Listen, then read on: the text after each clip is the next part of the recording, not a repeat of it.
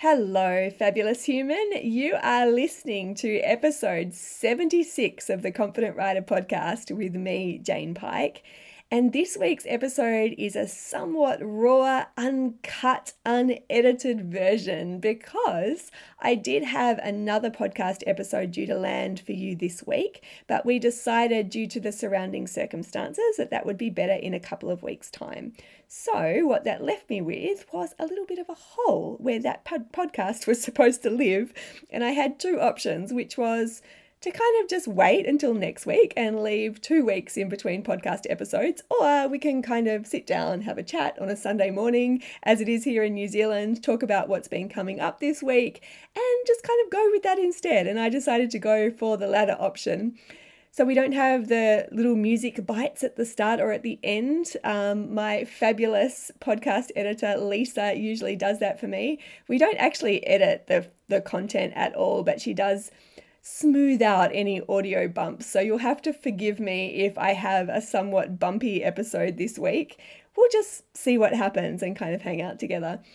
The other thing that came up was I hadn't planned a topic. So I figure what will be most useful for us to talk about is what has been coming up the most this week, and that is conversations around sensation, how particular sensations in the body kick off thought patterns and how those thought patterns trigger motor responses, and how that leaves us in cyclic or habitual modes of experience that we can't seem to snap out of.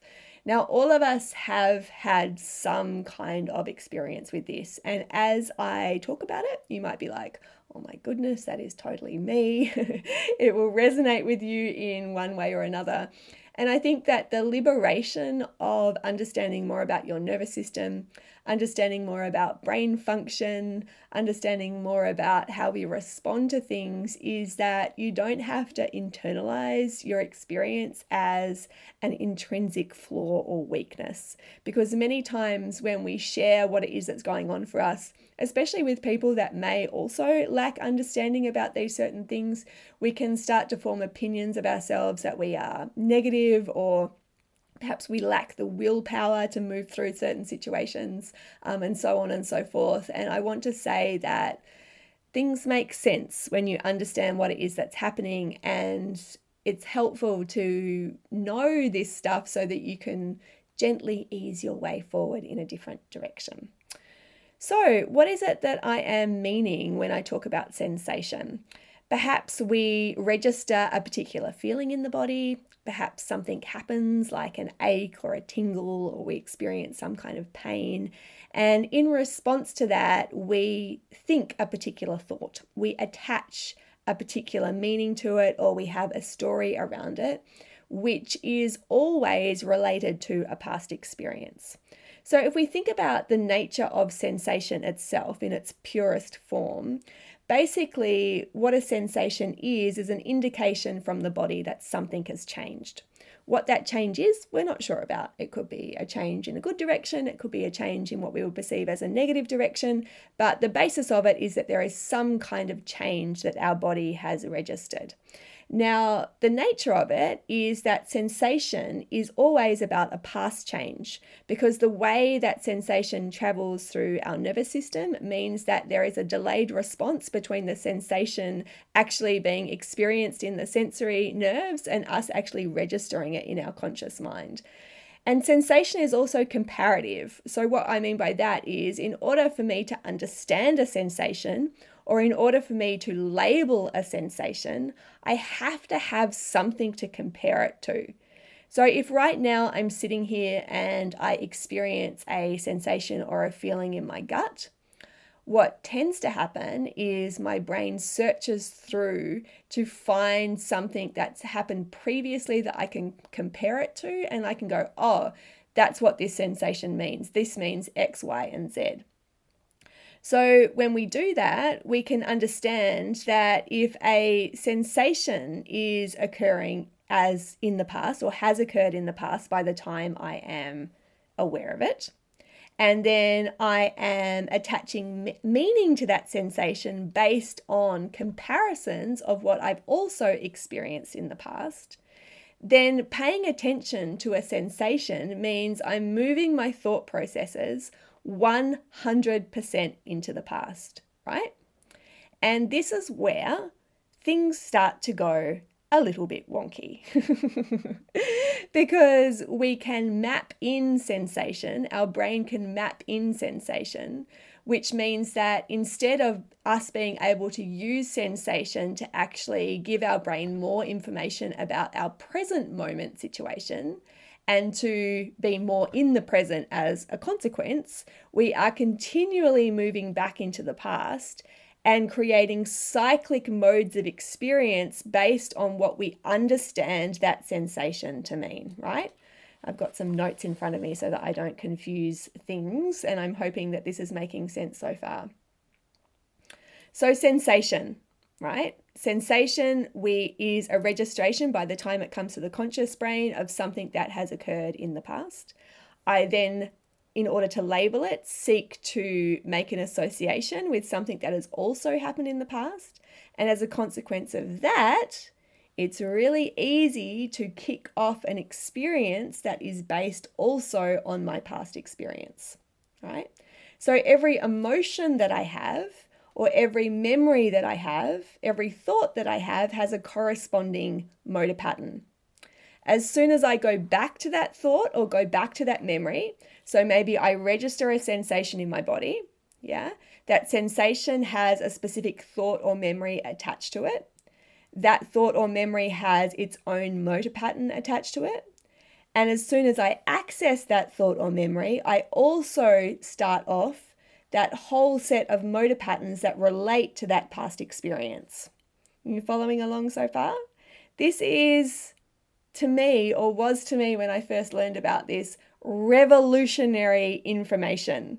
Because what that meant was that the more we pay attention to sensation, the stronger our labels and stories are around it, the more we are going to be pulled back into the past. Because I have no present day sensory information about a past experience, that means I have to go back into my emotional memory, and then I start to pull out all of that information based on that past experience into the present moment. Yeah? I really hope this is landing with you. I know it can be a little bit of something to get your head around, but once it kind of clicks into place, it is quite the thing to understand. Yeah, it's quite the thing to understand. So the more then I pay attention to that sensation, the more real estate it starts to take up in my brain associated with that particular area or that particular experience, okay? So I'm going to break it down again. I really want to have this sent out to you in kind of bullet point form.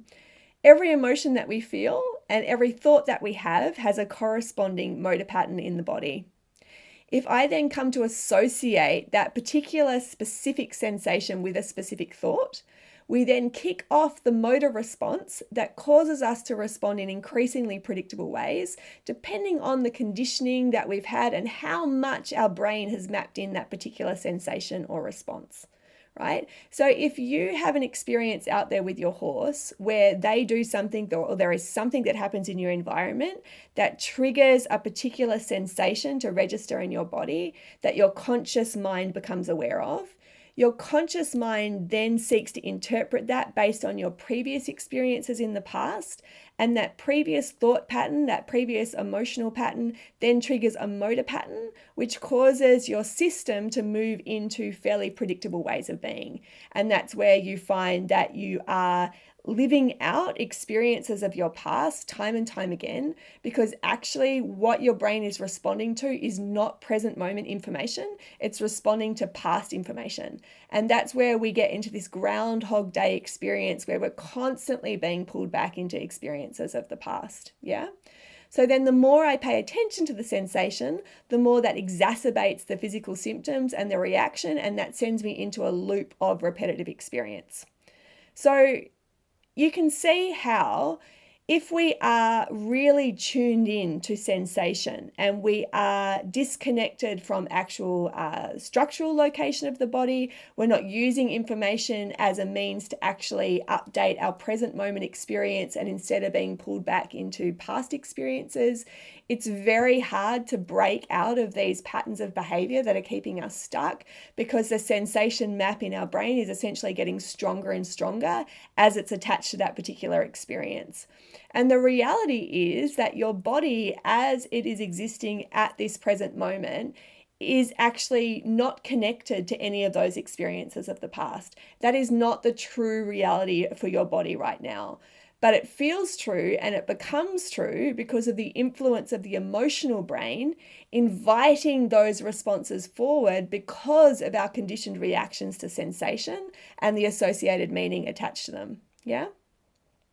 The other thing is that we can get confused with sensation and feeling in the body in a number of different ways as well.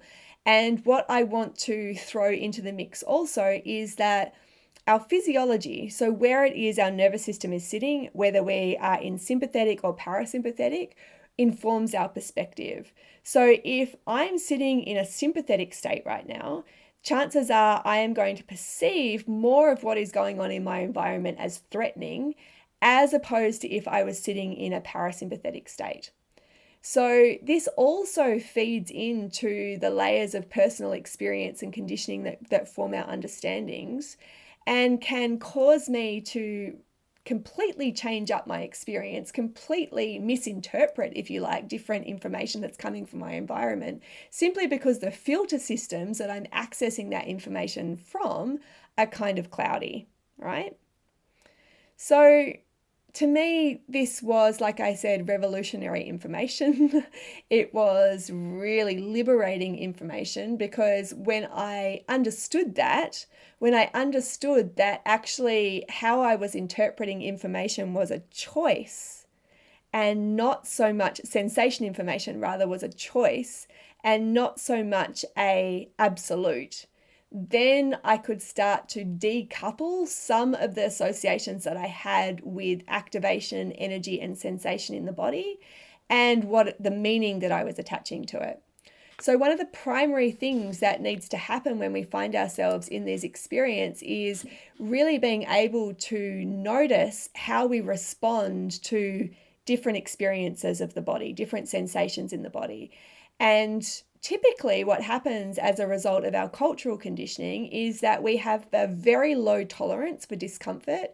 We have a very low tolerance for what we understand as pain. And any of those experiences are typically ones that we quickly want to stamp out or move away from, right? So if we thought of it this way, or if we think of it this way, the structure of my body in sympathetic is different to the structure of my body in parasympathetic, right? It moves and articulates completely differently. So if I am in a state where my body is primarily in sympathetic, we can also understand that my structure will primarily be in sympathetic as well. And when I'm talking about the structure of the body, I'm talking about the bones, the way that our body actually takes shape around itself, right? So I've just lost my train of thought where I'm going with this. I need to come back to it. That's right. Okay. So if I've been in a place where the structure of my body, the entire, experience of my body has been in sympathetic for a period of time, and I make movements towards parasympathetic, so there's actually a movement in what I would perceive to be a positive direction or a more useful direction, that will cause changes to occur in my system, right? And if I interpret those changes as inherently negative or harmful, I will prevent the natural movement from parasympathetic to sympathetic that my body is trying to make, because my associations with what it is that's happening is automatically pulling me back into sympathetic, right? So for instance, the way that my jaw articulates, the way that my the processes at the back of the mastoid processes at the back of my ear, the way that my temporal bone articulates are different in sympathetic as compared to parasympathetic. When I start to move from sympathetic to parasympathetic, there will also be a corresponding pattern of movement that happens within those bony structures of my body. And what I've experienced, so I'm telling you a true life story to my own experience, is a headache in response to those changes. So when I was structurally kind of stuck, quote unquote, in sympathetic, and I started to move in ways and work in ways that allowed the structure of my body to change to parasympathetic, then what happened was those bones started to articulate and move differently also. And the first experience of that was a headache, right? I experienced a headache. Now, my interpretation of headaches is something negative. Perhaps I take a Panadol, perhaps I take some kind of painkiller to dampen those neural signals. And what that does is actually then limits the sensory feedback that my brain is able to get in real time, that's allowing it to make updates and causes me to move back into sympathetic. So I'm actually impeding the flow, impeding the movement of my body from sympathetic to parasympathetic. Now, that's just one example of like a structural change where my interpretation of what it is that's happening, if it's negative, actually prevents the cycle of something moving forward in a positive direction and instead causes me to stay stuck in one place, right? So then, for instance, if we think about the narrative or the stories that we have around activation in the body, and this is something that's coming up time and time again in my experience, meaning that perhaps we're preparing for a competition or we have a lesson or clinic come up and we feel some energy in the system, we feel a surge of energy in the system. If my experience with that level of vitality and aliveness registering in my body is only negative, then what happens is I get pulled into that negative loop where my emotional brain searches for meaning in response to that sensation, and that triggers off a motor pattern that again leads me in that Groundhog Day experience. So that the decoupling of what it is that's happening on a sensation level, primarily the decoupling of discomfort from an inherent negative labeling or negative story, is super important because we have a lot of conditioned associations with what discomfort or what sensation means. And those sensations tend to prevent any kind of progress or movement forward and see us habitually stuck in a place of sympathetic activation and kind of like stuckness overall. The thing about sensation, especially if we think of it in very pure terms, like in relation to pain or what it is that the actual structure of the body is doing, there are opening signals of the body and there are closing signals of the body. And we don't have a good understanding of what an opening signal and a closing signal means. And so we take all signals to mean something bad is happening. I want to dampen that down.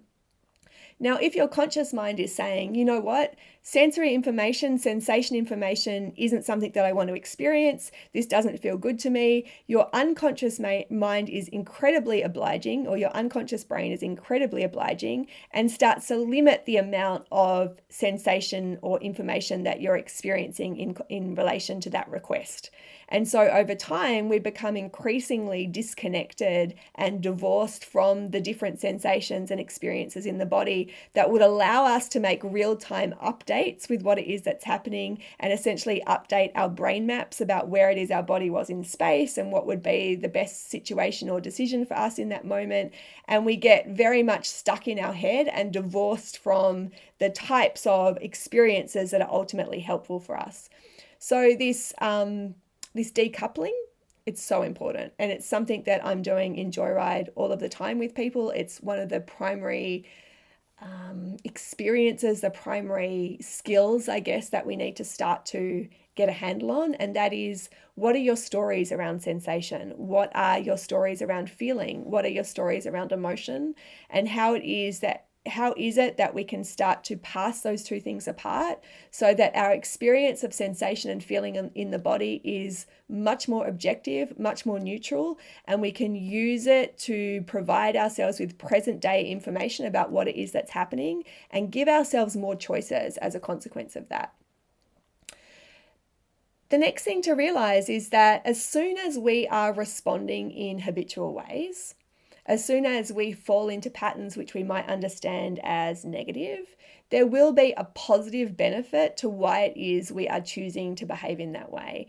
It's called a secondary gain. So basically, if we think about the experience of anxiety, for instance, I can consciously think, well, there is absolutely no purpose to me feeling anxious like I'm feeling. There's no benefit to it. I hate it. I really want to change it. And that is the kind of more intuitive understanding that we have about an experience that feels like it has a really strong stranglehold on us.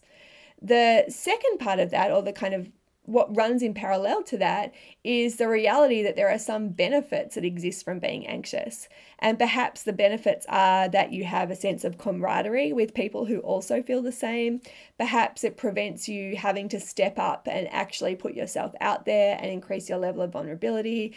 Perhaps it sort of reaffirms some of the negative beliefs that you have about yourself, and or at least prevents you from actually showing those to be true to yourself. And so anxiety then serves some kind of protective mechanism. The reason this is important is because embracing something new, so moving forward, allowing yourself to experience or to have a different experience, means letting go of something, and it means unlearning something as much as it means taking on something else. And so there are lots of situations, both physically and emotionally, where I've been working with someone one-on-one or in my group, and there's been a movement forward from the place that they would perceive as being painful or kind of uncomfortable.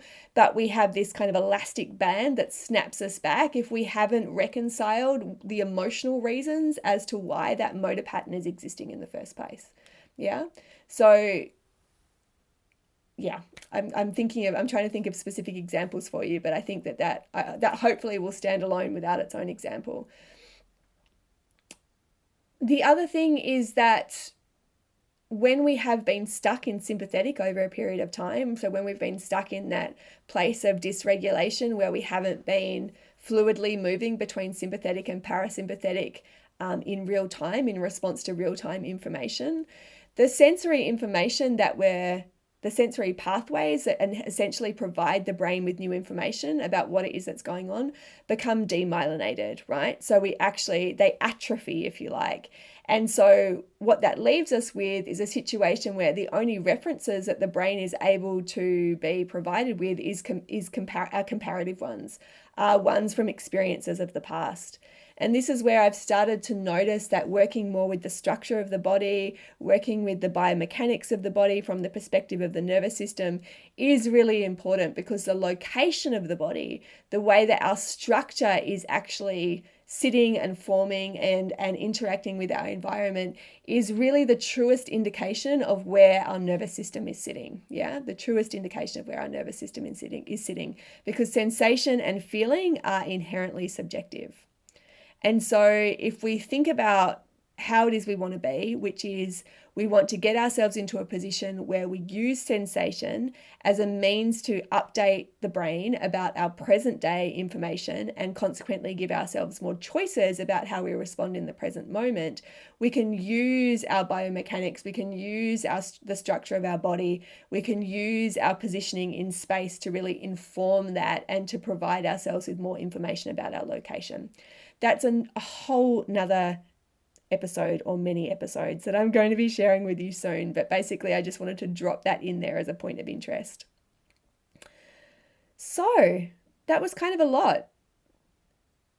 I'm thinking how to wrap this up because I don't want to overload you. And I also think this is really important information to have. Let's do a quick summary. So sensation is inherently subjective. It's also based on information of the past. So by the time the registration of sensation has reached my conscious brain, it's already happened. And the labeling that I attribute to that sensation also exists as a past reference point, which means that if I am interpreting my present moment situation solely based on the sensations that I'm feeling, I am moving my thought processes 100% into the past. The next thing to understand is that the more attention I pay to sensation or to a specific sensation, the more I map that sensation into my brain and the more sensitive it is to triggering, right? Every emotional thought, every emotional feeling, every sensation, every thought pattern that we have also has a corresponding motor pattern. And when I search back into my emotional brain for the correlation between a specific sensation and a thought, I also kick off that motor pattern. And this is where we send ourselves into Groundhog Day experiences. We also need to understand that it's important, in order to remove ourselves from this Groundhog Day experience, to start to decouple what sensation means, what discomfort means, and what essentially different feelings mean in the body, because they are the stories that we have around them, and the understandings that we have of them are all based on our conditioning, our experiences, and what it is that we believe to be true. So that's a really, really important thing. And what we need to do is get ourselves into a situation where our sensation is actually being used to inform how it is we can update ourselves with more present moment information, so we can use it to pull ourselves into the present, rather than consistently reference things in the past, which take us into those habitual loops of primarily negative experience. It can be positive experience as well, but I'm framing this conversation in response to things that we might want to move away from or experience differently. How does that land? How does that land for you? Does that make sense? We're going to move more into the hows and what's and what to do's around that. But for the moment, I want this conversation to be more of an informative one around what it is that's happening, and for you to be able to contextualize what's going on in terms of, oh, when I feel this, this is always what I think, this is always where it takes me. And to understand the relationship between your nervous system, your emotional brain, and your motor patterned responses, and how they all feed in together into a cohesive cycle or a cohesive loop. I would love to hear your thoughts. If you have experiences with this, you can comment on my social media posts around this. This podcast will be up today. I'm going to put it up shortly. Or you can email me, jane@confidentwriter.online. If this is a thing for you, I'm getting into this in a really heavy way in Joyride. So I really encourage you to come and join me there if that's possible. My website is confidentwriter.online, and you can find Joyride by clicking the online program tab in the menu bar. Always keen to hear your thoughts. This is a conversation that we're going to elaborate on, but I really appreciate you hanging out with me today, and I hope you have a fabulous rest of your day wherever it is that you find yourself.